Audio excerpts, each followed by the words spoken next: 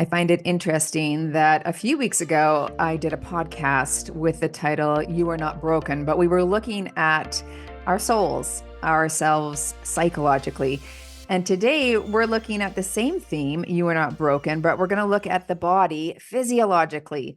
Today's guest is Dr. Kelly Casperson. Dr. Casperson is a surgeon, an entrepreneur, a TEDx speaker, an author, thought leader, and top international podcaster with her podcast titled You Are Not Broken. She also has some best-selling books, You Are Not Broken, and Stop Shooting All Over Your Sex Life. Those are great titles. I'll have those linked in the show notes below, so make sure you check that out. But let's welcome to the podcast, Dr. Kelly. So a few weeks ago, I interviewed a psychotherapist, a lovely man, and the theme of that podcast, after chatting with him for a bit, was You Are Not Broken. But we were talking about our souls, right? Our psychological selves. And this is also the theme of what you produce, your content, your podcast, your book is You Are Not Broken, but more in, well, I'm guessing too, there's some psychological components that we'll talk about, but also in the physical sense. And we have this, right? Like I work with women in that age range, 45 to 65 and beyond. And that's what I hear. We're coming with aches and pains and things that are just not working in our bodies. Our sexuality has shifted. I mean, there are just so many things that have changed from when we were in our 20s and 30s. And it can be such a confusing time. I would love to know how you came upon that concept of You Are Not Broken and how it has become the title of your message. Yeah, well, thanks for having me. So yeah, it's the title of my book, You're Not Broken, Stop Shooting All Over Your Sex Life, and it's the title of my podcast. And it came to me very naturally. The podcast is about 5 years old now. And I started deep diving. I'm a urologist, so that's a surgeon who specializes in the pelvis, structures, kidneys, bladder, male genitalia stereotypically, but females have pelvises too. So a urologist doing that about 7 years into my career, you kind of like the 7 year itch, right? You get a little bit bored, a little bit good at what you do, a little bit like monotonous. And that was the time that the universe was like, perfect, she's ready. And I truly believe like brought me my patient who I was very connected with already, which is I think why I cared so deeply. And she was crying because of sexual health issues, and which had were kind of related, but not the reason that I was taking care of her in the first place. And so I was like, I don't know how to help her, and who does? And I just started like diving deep into female sexual health, which led me into hormones, which led me into why are people so scared? And just kind of like my natural innate curiosity just kept peeling back the layers of the onion. And once I knew enough about female sexual health, and remember, I didn't get taught this either as a teenager. I didn't get taught this in med school. I didn't get taught this in urology residency, which means if I didn't get taught it, nobody else did. Right. Right. And so, then it would be like a woman would be like, hey, I've never had an orgasm in my life. And I'd be like, well, you're not broken. 10% of women have never had an orgasm. And the next woman's like, well, I don't really have an orgasm by, my husband putting his penis in my vagina. And I'm like, well, you're not broken. 70% of people don't orgasm by putting something in their vagina. You need clitoral stimulation. Right. So I just kept repeating, oh, it hurts now that I'm postmenopause. Well, you're not broken. That's what happens when you don't have any hormones in your pelvis. Right. So I just kept saying it's not a personality flaw. It's your anatomy, it's biology. Women are allowed to have biology issues, just like men are. But we're always often felt that it's a personal thing. It's in our head. It's a personality flaw. Like when I go to the dentist, I'm like, I always feel like I'm broken, right? Like I just think it's an innate thing to be like, this must be my fault. Yeah. Instead of like, dude, and I truly believe if adults had a sniff worth of decent adult sex education, massive amounts of shame and problems would be fixed. Yeah, and you do adult sex education, which is interesting. I agree. Like, how did we not know about all of this stuff? But if you think back to what your mother and the school tried to, teach you, it was so minimal. Like most parents were just embarrassed and just didn't do it. I think we had. Well, they didn't know. They didn't know either. They didn't know exactly. Their parents didn't help them. They weren't having the best sex either. Let's be honest. Okay, so then you come up with this education. Talk to us about what your adult sex education course is. It a course? Yeah, so I have an online course. There's a TEDx talk on the TEDx YouTube, basically why we need adult sex education. And the reason why we need it is because we're all limping along until something breaks and then we don't have sex at all, right? And we Right. just think that like that's our lot in life to just not have sex or not have desire or to instead of like maybe if I got like an hour of education on this, a lot of things would get better. So we talk about anatomy. Like who got taught about the clitoris in any sort of, middle school, high school sex Yeah. ed. You got a disease and pregnancy prevention plan is probably if you got anything, right? So nobody knows about the clitoris. The clitoris is the penis, like that's the organ of pleasure. So we just get taught Hollywood's view of put something in the vagina immediately without Yeah. any sort of blood flow or arousal or, get, tuning in the body that like this is supposed to be feeling good. And then it doesn't work well or it has pain or in a heterosexual relationship, the woman orgasms about 60% of the time compared to the man. And we just think that that's normal. That's not normal. That doesn't have to be how it is. Women's bodies are not inherently more difficult. We just didn't get any education on it. So biopsychosocial really is what we teach. It's biology, it's psychology, and it's how we're socialized. If you are socialized that sex is dirty, it's shameful, if you should only do it with the lights off and you shouldn't ever talk about it, like that's how you are socialized about sex. And believe it or not, that also influences your sex life. Totally. Yeah. Yeah. Right. And I think a lot of people coming up in church circles probably experience that shame, and then you fast forward into your life as an adult, but you still have these preconceived notions or these neural pathways, and somehow you can't, enjoy yourself. You can't move into that. Yeah. Yeah, yeah. And it's like, it's crazy. People read my book. Like it's a fast read. You can read it in a weekend. This is not, you don't need a PhD in anatomy, right? Like it's basic, simple stuff and it's life-changing. It's like it saves marriages. People understand each other so much more. They realize if they want to communicate about this, they're not going to die. Right? Like it's just like groundbreaking stuff. And it's like, dude, it's so simple. The fruit is so low hanging at this point Yeah. that it like you just see wins everywhere because it's like so easy to get a win with this stuff. I had Dr. Rena Malik on the podcast, and we were talking about how difficult it is to talk about that if you don't have the skills, even for communication. So that is such a key.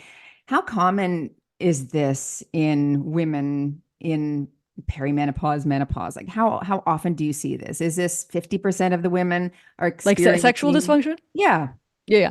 So the data says 40 to 60% of midlife women will have at least one issue with sexual health. And the other key they always say with it is like, listen, if you're not bothered, that's not a problem. Like, I'm Yeah. not here to tell anybody to do anything that they don't want to do or go have sex they don't want to have. Like, no, this is if you're bothered by it. And then we have about 50% of people, which makes sense because about 40 to 50% of men start struggling with erectile dysfunction around the same age. Hmm. So it's like, we're pretty much equal. It's not that I never want people to be like, oh, women are more difficult or more complicated. It's like, no, no, no. Yeah. Erectile dysfunction, 40% by age 40. Yeah. So And everybody's got issues. is that hormone driven, psychology driven, relationally driven, or The all three? erectile dysfunction or the Yeah. female sexual health? Oh, erectile dysfunction. A lot of it's Mhm. cardiovascular disease, fitness, Hmm. Really? diabetes, high blood pressure, high cholesterol, stress, all of that can trigger erectile dysfunction, Yeah. anxiety, depression, Yeah. side effects of depression meds. Wow. So a lot going on there. A lot. There's a lot going on. Yeah. What role can testosterone then, the hormone replacement therapy, but using testosterone, how can that influence and help? I know maybe let's talk about all three hormones as a replacement, and then really hone in on how testosterone can enhance sexual health. Yeah. So there are three main hormones when we talk about female hormones in midlife. And the first thing you have to debunk is the big elephant in the room that hormones that you have to debunk. And it's crazy when you spell it out like this, but it's like you have to debunk that something your body naturally makes is trying to kill you. I know. Which like when you put it like that, you're like, of course it's not. It's what your body naturally makes, right? But the big myth in the room is that specifically estrogen, but everything else gets looped in, is that it's dangerous or it causes cancer. That came from a study that was not a bad study. It was the interpretation of the study that Right. got that very bad. This is the Women's Health Initiative. Basically, took 70% of women off their hormones starting in 2002. Mhm. So very damaging. Many people have suffered because of that. But you can't just go in and say, oh, hormones are great for your sex life without debunking that you will not have an increased risk of breast cancer by taking hormones. So, Mm-hmm. and you could go into that as much as you want. Like most people who get breast cancer are actually postmenopausal and don't have hormones in their body. So tell me again how hormones cause breast cancer? Doesn't even make any sense, right?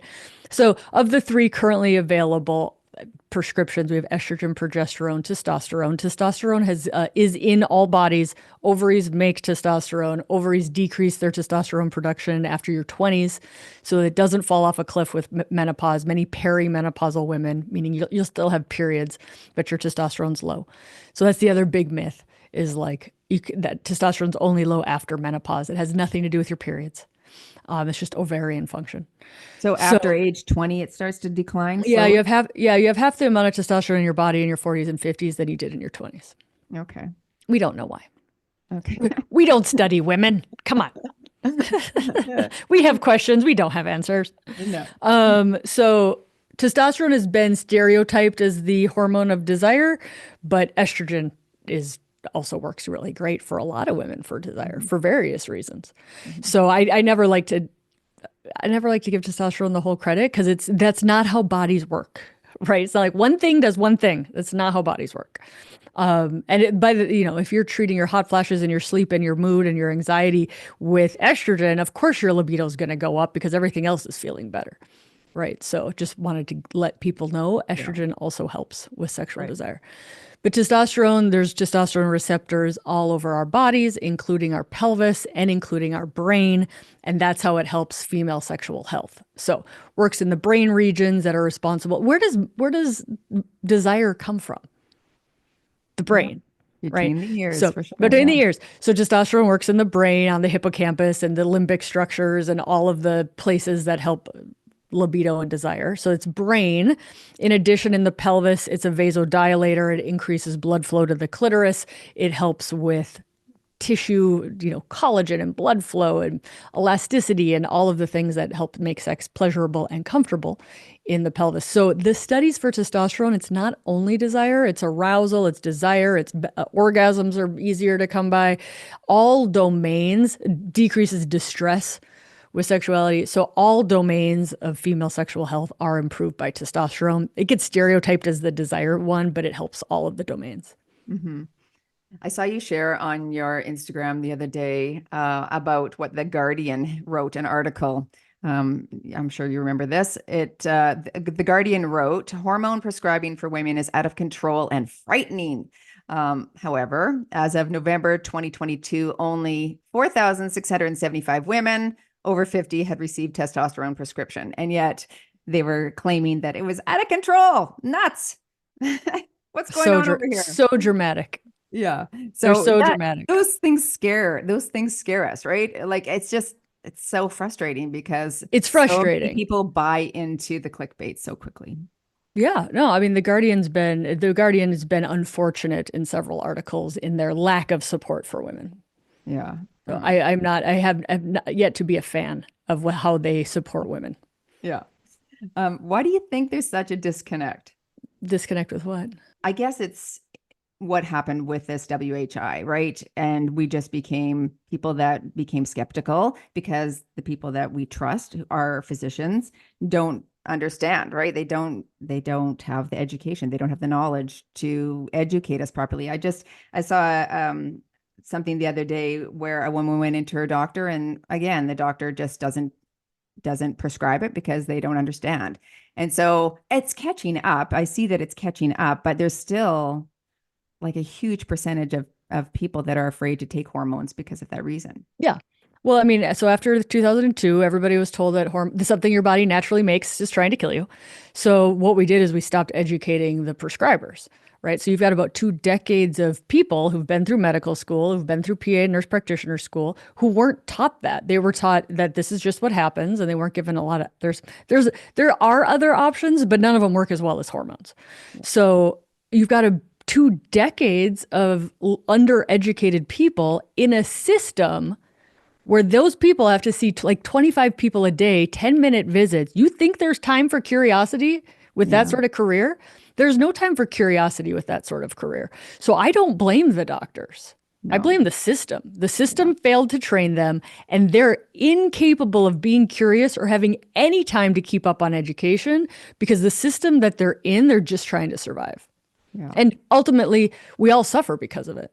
On social media, I find it slightly polarizing. I did a poll in my stories the other day if anyone else was confused about the education coming out in hormone therapy, because it almost seems like there's two sides. I don't know if you sense that or see that, but as someone just observing and who doesn't teach hormone therapy and this knowledge, but it really does seem like there's two sides. And so I see a camp of doctors on one side who are saying X, Y, and Z. And I look at that and I go, I agree with that. That's amazing. Love that.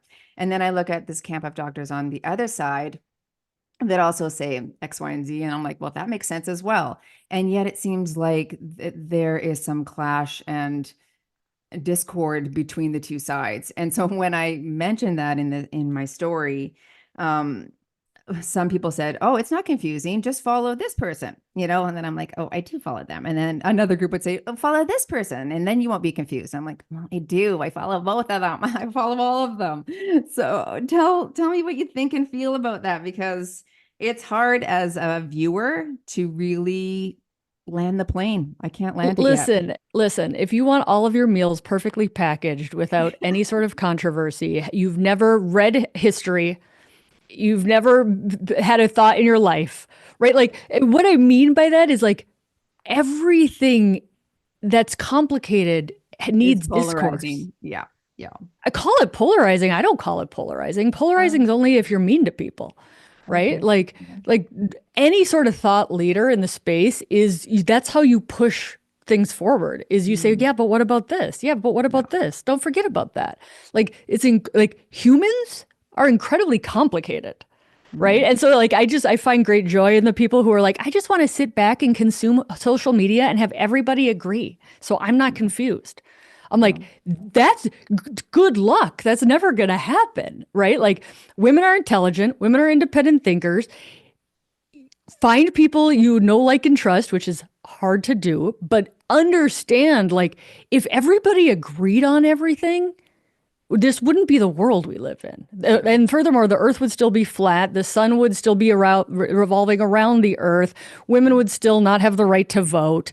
Like, come on. Stop sitting around being idealistic to be like, I think complex things should just be packaged up for me so I can digest them easily in 60 seconds. Like, that's Yeah. not how the world works. Yeah. And Yeah. hormones and like what you should do with your body is up to you.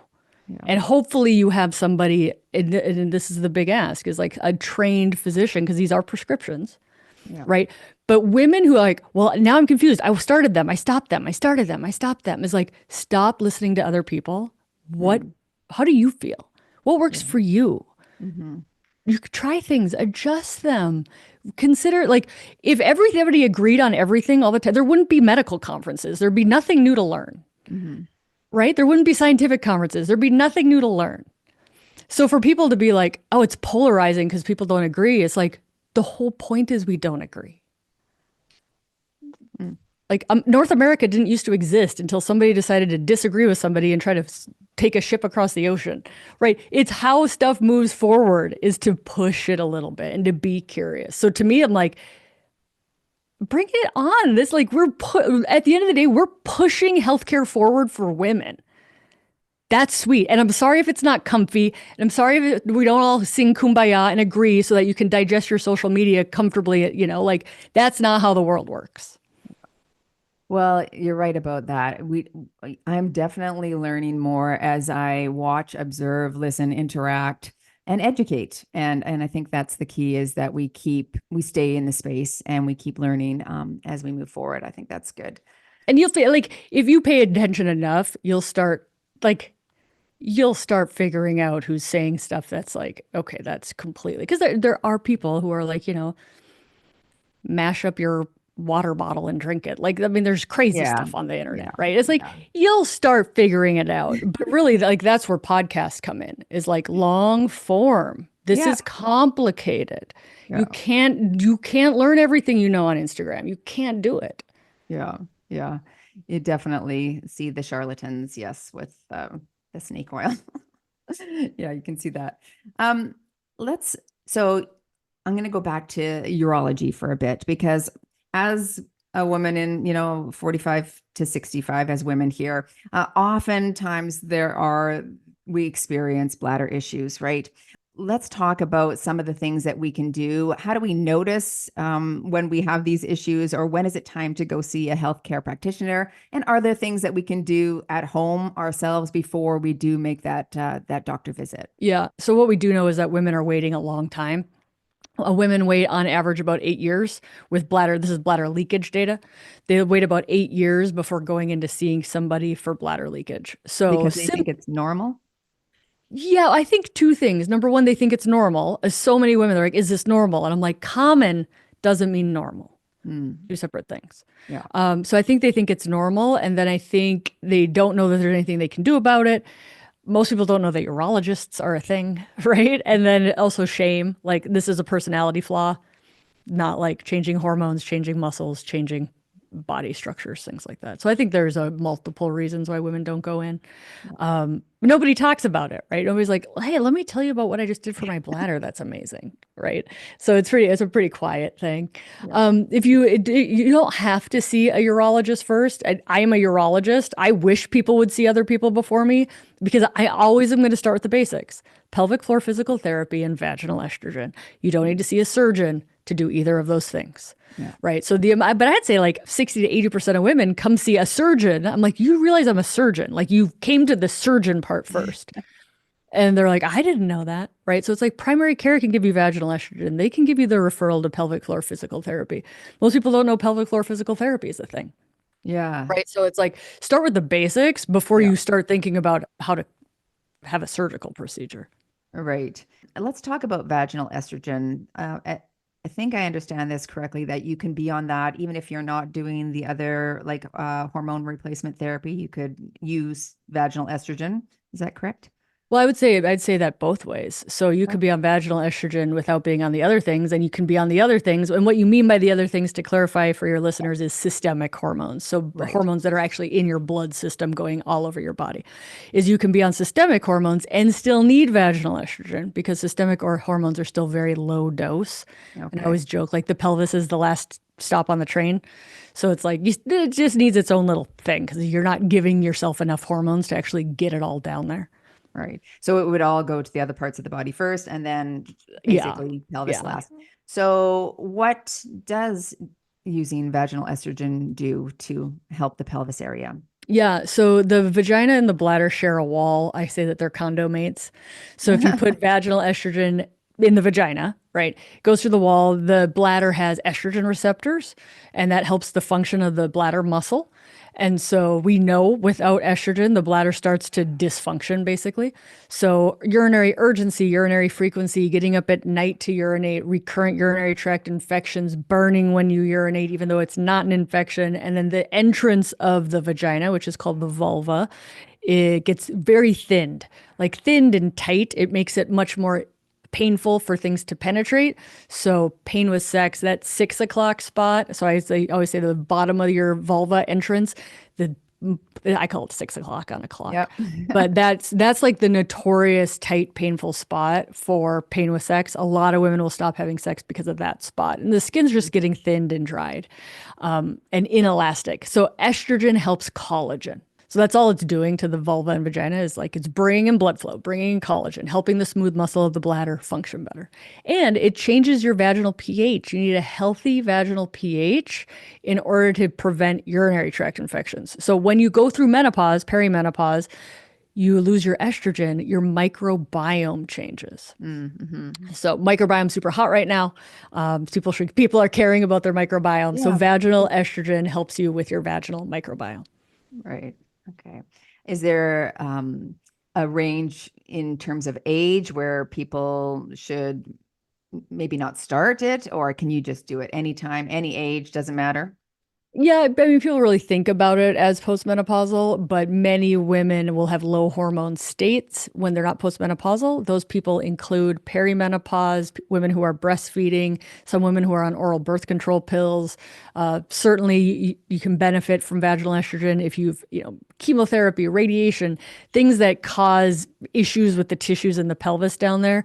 So to say only postmenopausal women can benefit isn't true, even though that's kind of our classic group for vaginal estrogen. What's a belief that you held strongly for a long time, but then now you've changed your mind about? Ooh, I'm sure there's plenty. I'm sure there's plenty. Like that's the sign of like a mature person, right? I It's like, guess that's the science of learning is yeah, keep an open mind. And um, I mean, the stuff I teach now, I didn't learn any of this. that's true. I know as well. And working with women too, I just think back to some of the things that I would teach and then looking back or how I would train someone and just looking back, I'm like, oh goodness, that was the learning me Yeah. going through the learning curve. Here's But one. I used to think you could give good healthcare in 10 minutes. yeah.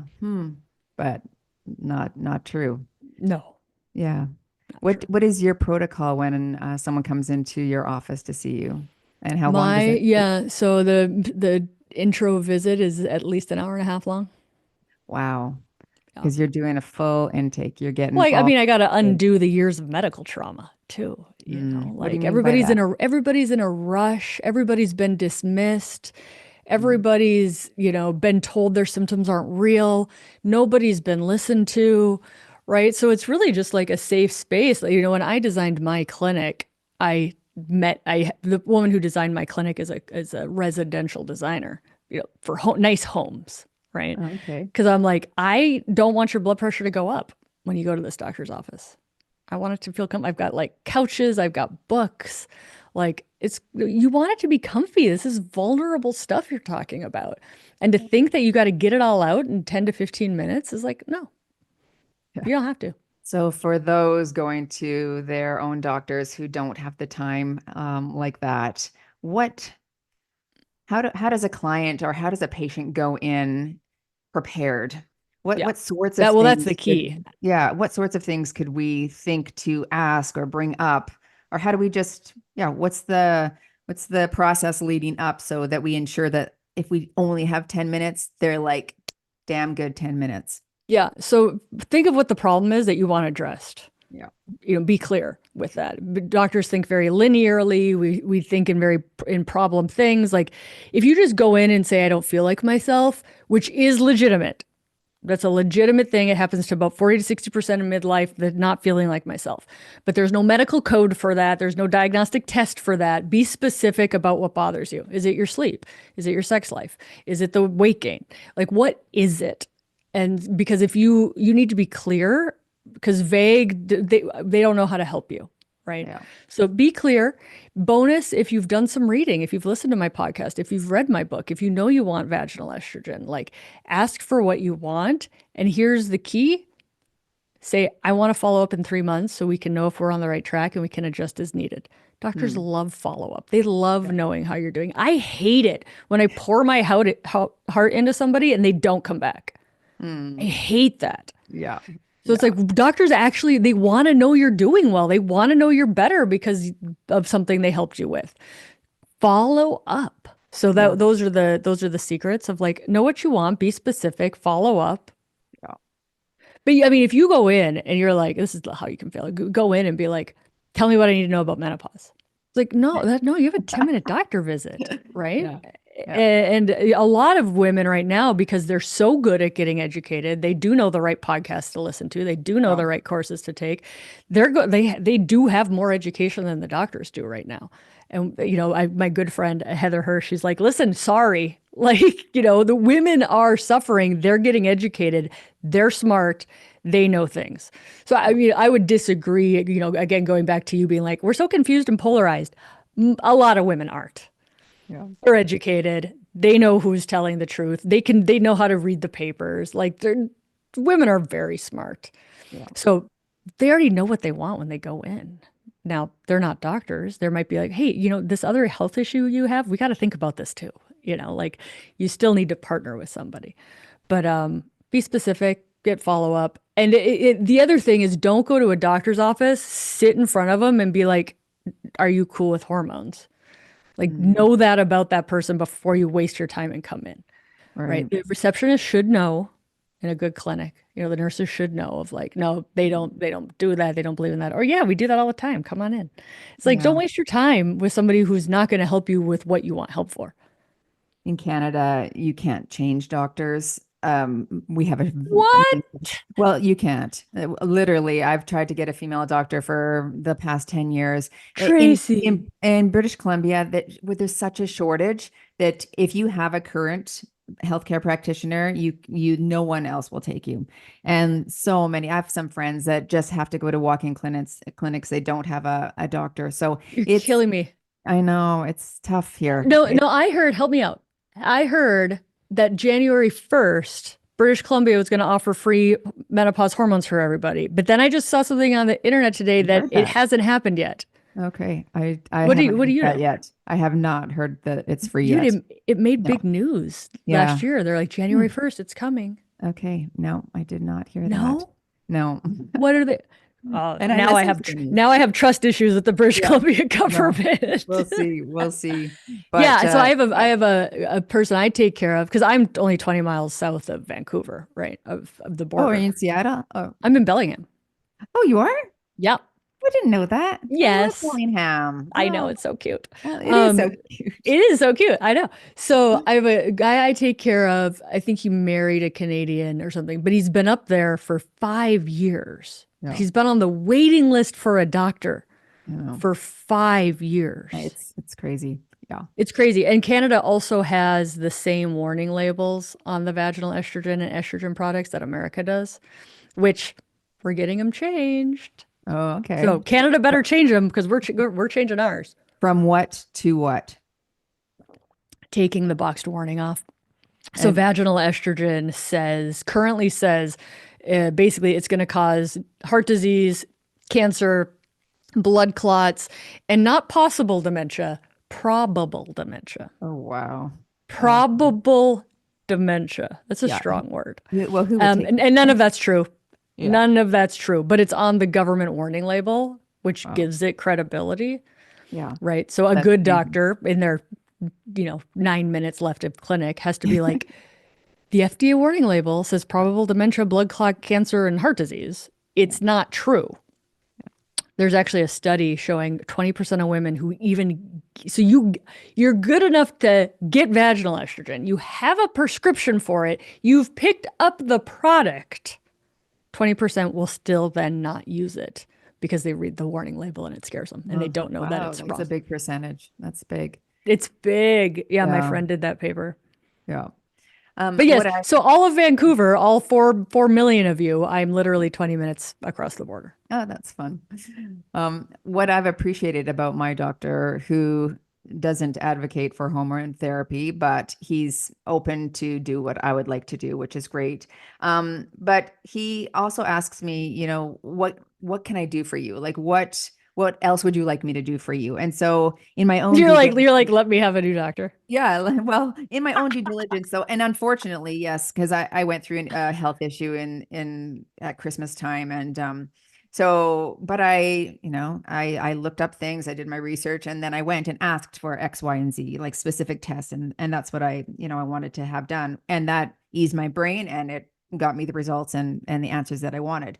But do we, okay, so say we can't change doctors in Canada or in British Columbia because of the shortage, do we have a right to demand what we want? Do they have a right to say, no, I'm not prescribing that for you? Sorry. Like, where does the rights lie in that in Well, terms of I hormone mean, you therapy? can always ask for what you want. And can they say Like no? Like legally say no and you're not getting that? Or can you? you're asking me Canadian health law right I now? know. Okay. Well, what would it Like, be? What would it be in the States? Like, I guess they would just go to another doctor that would yeah, say yes. just go to a different doctor. I wonder what it is up here. I don't know, but it should. Yeah, I mean, I would imagine there's some sort of like appeal process, but again, Canadian health law is not my area of expertise. Yeah. No, fair enough. Fair enough. Anyway, well, it's an interesting journey, and what I've loved about it is that the conversation is loud right now, and that there is so much access to good information, and like you said, podcasts and ones like yours and books like yours. You have a new book coming out? Yeah, so Yes, September. tell us about that. It's called Menopause Moment. Um, I let me tell you, lack of creativity goes out the window when all your publishers care about is Amazon search terms. Oh, Nelly, really? But hey, Really? you know what it's about, right? Yeah. So, I'm sick of, first of all, there's not enough menopause books. We need 200 more.